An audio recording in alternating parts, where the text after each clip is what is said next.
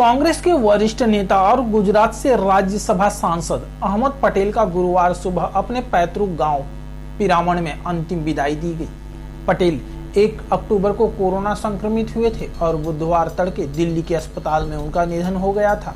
भरूच जिले के पिरामण गांव के रहने वाले अहमद पटेल की इच्छा थी कि उनकी दफन विधि पिरामण गांव में ही माता पिता की कब्र के पास की जाए, इसलिए माता पिता की कब्र के बगल में ही उनकी कब्र बनाई गई थी। वहीं पिरामण गांव के पैतृक घर से उनका जनाजा कब्रिस्तान ले जाया गया। इस दौरान राहुल गांधी ने भी उनकी अर्थी को कंधा दिया।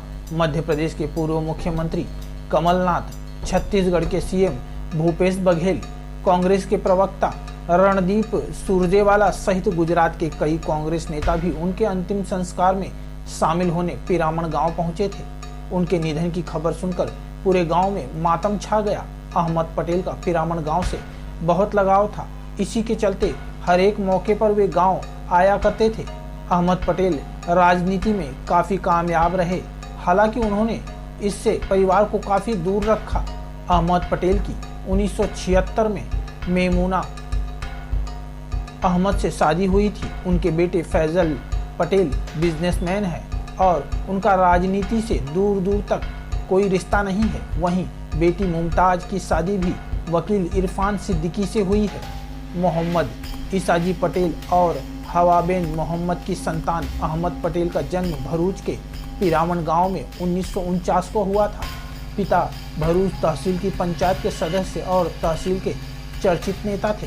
इसी के चलते शुरुआत से ही अहमद पटेल की राजनीति में रुचि थी और पिता ने भी राजनीति करियर बनाने में उनकी खूब मदद की। पटेल का जन्म 21 अगस्त 1949 को गुजरात के भरूच जिले के पिरामण गांव में हुआ था।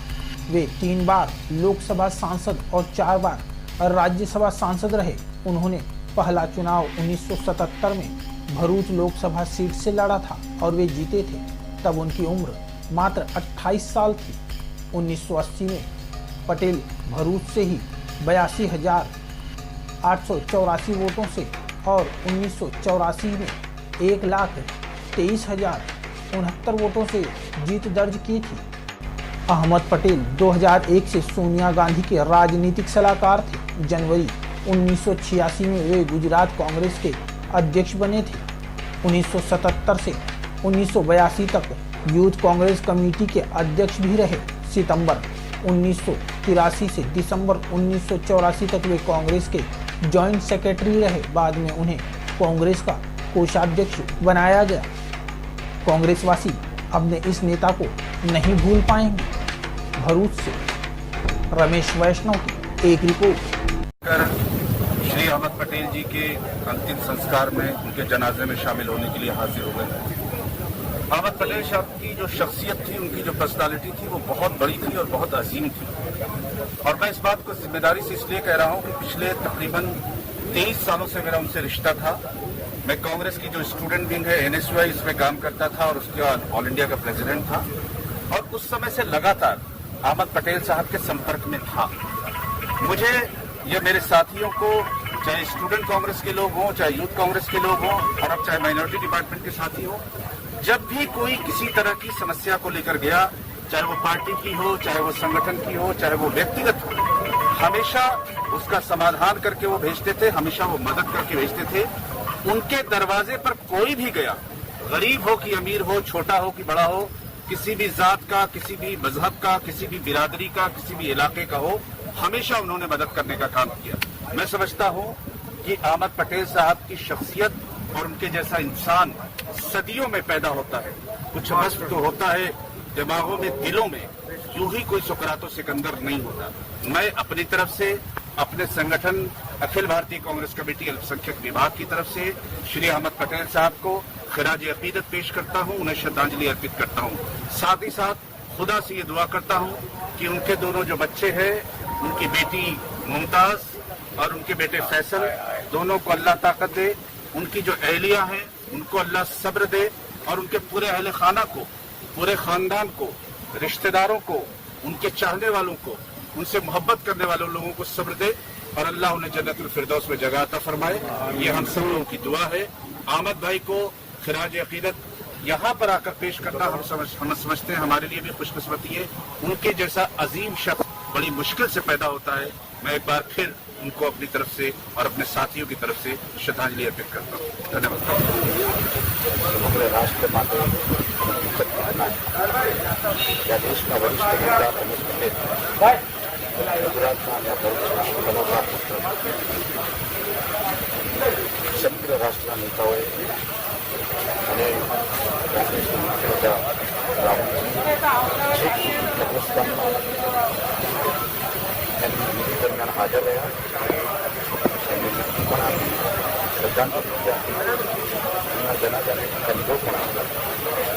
આટલું મોટું રિસ્પેક્ટ મહાન વ્યક્તિ કરી શકાય. રાજકારણમાં ચાણક્ય કહી શકાય કે છેલ્લા 43 વર્ષના રાજકારણમાં એમને સમગ્ર રાષ્ટ્રમાં અને ગુજરાતમાં વિકાસના કામો કરે છે, લોકોની સેવા તરીકે આપ જાણો છો. રાજકારણ સેવાનું માધ્યમ છે, આપ સૌ જાણો છો.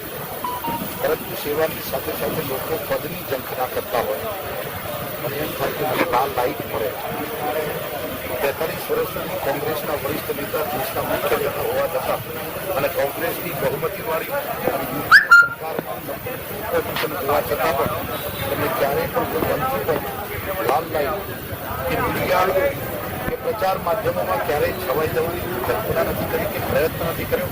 આવો વિચક્ષણ કરવો અને સમગ્ર ભારત દેશમાં અમારા રાજકારણમાં કહીએ કે બધા જ રાજનેતાઓમાં આવો સેવાભાવી વ્યક્તિ મળી ન શકે કે જેની સેવા એના માટે સાધન હશે.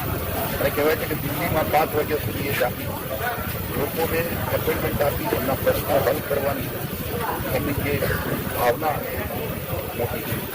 મારા જેવા કાર્યકર્તા માટે પણ લોકડાઉનની અંદર પર્સનલી ફોન કરીને જ્યારે માર્ચ મહિનામાં લોકડાઉન કર્યું ત્યારે મારા ઘરે ફોન કરીને પૂછા કરી કે તમે સાચવજો કે કોરોનાથી બચજો, કોરોનાથી તમને તકલીફ થાય, એ તકલીફ થાય તો અમને મદદ માંગો. એ જ કોરોના એમને કરશે. કોરોનાની બાબતમાં આપણે સૌએ સાવચેતી રાખવી જરૂરી છે, કારણ કે દેશના આવા મહાન નેતાઓ કોરોનાની બીમારીના કારણે આપણે ગુમાવી લીધા છે. એ સૌના માટે ચેતવણીરૂપ છે અને હજી પણ કોરોના 1 વર્ષ સુધી છે. આવા મહાન નેતાને એમના ઘરે આપણે એમને શ્રદ્ધાંજલિ આપું છું. એમના પરિવારને આ દુઃખ સહન કરવાની શક્તિ આપે અને અમારા જેવા કોંગ્રેસના હજારો લાખો કાર્યકર્તાઓ કે જેમને એમને મદદ કરી છે, એના લીધે અમે રાજકારણમાં આવ્યા, જાહેર જીવનમાં આવ્યા, અમે એમને જિંદગીભર યાદ રાખીએ. એમની ખોટ ક્યારેય પણ પૂરાઈ શકતી નથી.